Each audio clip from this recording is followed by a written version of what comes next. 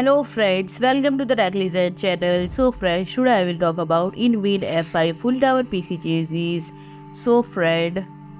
it features customizable front panel bezels that can easily be pop-off and swap between glossy or wooden aesthetic depending on the user's preferred style, and the F5 available in both black and white color options with a 3 mm tempered glass side panel that gives great views of the inside hardware, while both side panels offer convenient tool-less removable and mesh clear on the front. Top, bottom, and opposite side panel provide ample opportunities for ventilation, and helpful design additions include the quick remove dust filter for the bottom fans, bundle magnetic GPU holder to prevent sag or heavy graphics card, and friend, the spacious interior and versatile cooling options are engineered to accommodate high-end hardware including flexible graphics card up to 435 mm in length, longer CPU heatsinks up to 180 mm in height, and high-performance ATX power supply up to 230 mm long, and both vertical and horizontal GPU orientation are supported with the vertical adapter bracket bundle in a package.